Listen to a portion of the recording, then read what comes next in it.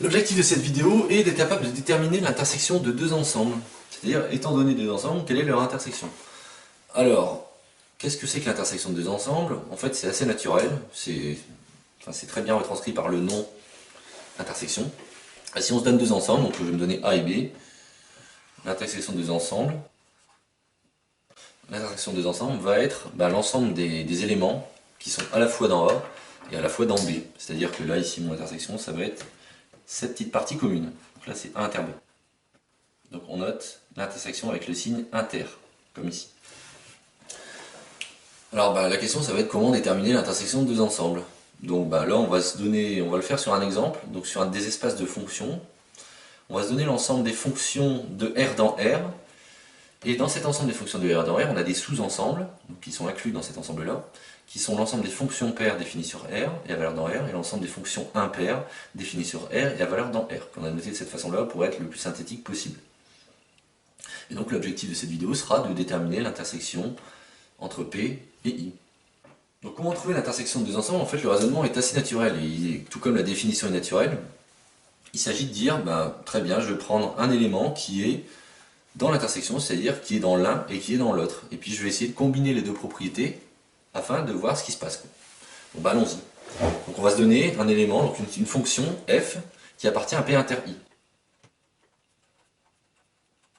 Et comme d'habitude, comme on l'a fait dans les vidéos précédentes, ce qui est important, c'est de bien poser le cadre, c'est-à-dire de bien traduire ce que ça signifie. Donc on va traduire ce que signifie que f est dans P inter I. Si f est dans P inter I, ça signifie qu'elle est à la fois paire et qu'elle est à la fois impaire. Alors, une fois arrivé là, le fait que f soit paire et impaire, il va falloir le traduire mathématiquement. Donc là, on voit, à cet instant-là, c'est là où on voit que savoir son cours est crucial. Parce que si on ne sait pas son cours, on n'est pas capable de traduire ce que signifie que f est paire et que f est impair. Et dans ce cas-là, l'exo est terminé parce qu'on ne peut rien faire, tout simplement. Donc on va essayer de traduire le fait que f soit dans P inter I. Donc, f est paire, comme je connais la définition, je peux l'écrire. Ça signifie que f va être symétrique par rapport à l'axe des ordonnées. Ça s'écrit comme la façon suivante en termes de quantificateur. Pour tout x dans R, f de moins x égale f de x. Alors pour avoir l'interprétation géométrique de cette écriture et comprendre vraiment d'où ça vient, je renvoie à la vidéo Savoir étudier la parité d'une fonction. Tout est expliqué là-dedans. Donc ça c'est la première chose, là on a traduit que par cette propriété, que je souligne en rouge ici, on a traduit que f est dans P, c'est-à-dire que f est paire. Mais on ne va pas se contenter de ça, puisque là on n'a pas tout traduit, on n'a pas dit que f était dans I pour l'instant. Donc on va traduire que f est dans I, f est dans I sera traduit en violet. Le fait que f soit impair, ça signifie que f est symétrique par rapport à l'origine du repère. C'est-à-dire que pour tout x dans R, f de moins x égale f également f de x. Et là on a traduit I. Et là je sais que j'ai fait tout ce que je pouvais. J'ai traduit le maximum possible. Pourquoi? Parce que j'ai traduit l'information que f était dans P et que f était dans I. J'ai pas d'autre hypothèse. Donc j'ai fait tout ce qu'il fallait. Et maintenant, on va combiner ces deux choses pour voir ce que ça signifie sur notre fonction f. Si f vérifie pour tout x f de moins x égale f de x et égale à moins f de x, ça signifie que f de moins x est non seulement égal à f de x, mais aussi il est égal à moins f de x. Mais comme donc ces deux quantités sont égales à f de moins x, ça signifie que ces deux quantités-là vont être égales aussi.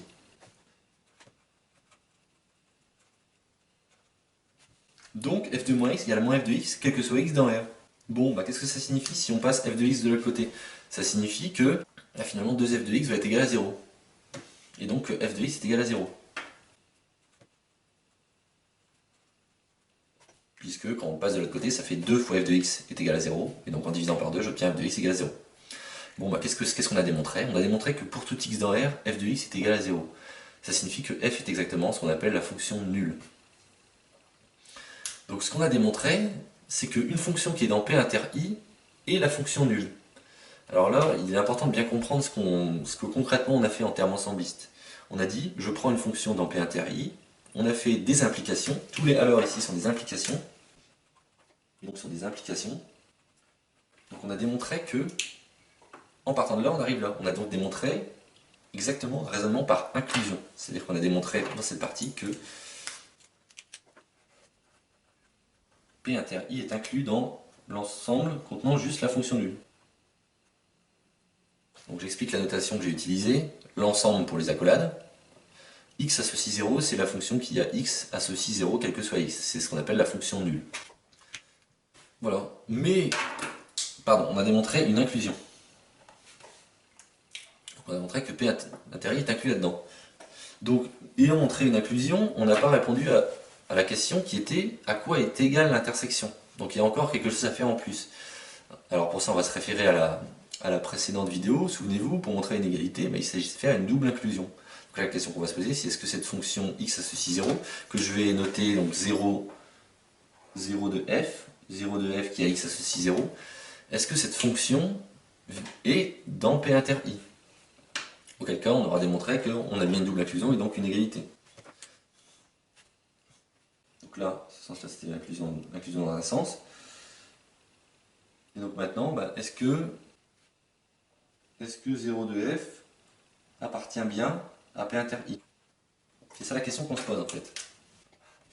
Donc pour que ça appartienne à P inter i, on veut montrer que, on écrit toujours notre but, comme je l'ai dit dans les précédentes vidéos. Le but c'est de montrer que 0 de f appartient à P inter i, c'est-à-dire que, en traduisant, que pour tout x dans R, 0f de moins x est égal à 0f de x, et pour tout x dans R, 0f de moins x est égal à moins 0f de x. Pourquoi? Parce qu'on veut montrer que 0 de f est à la fois pair et impair, ce qu'on a traduit ici avec ces deux propriétés-là. Bon, est-ce que ça c'est vrai? La fonction nulle appliquée en x ou appliquée en moins x est toujours égale à 0, puisque c'est la fonction nulle. Donc c'est évident. C'est quelque chose d'évident, ça nous donne 0 égale 0. Et donc on a bien démontré l'égalité entre ces deux ensembles. Là on a l'autre inclusion.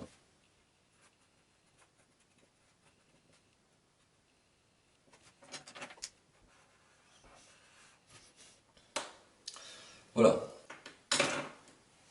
Donc ça termine la vidéo sur comment déterminer l'intersection de deux ensembles donnés. On commence par prendre un élément dans ces deux ensembles et puis on essaie d'aller le plus loin possible, regarder ce que ça nous donne sur l'élément de cette intersection.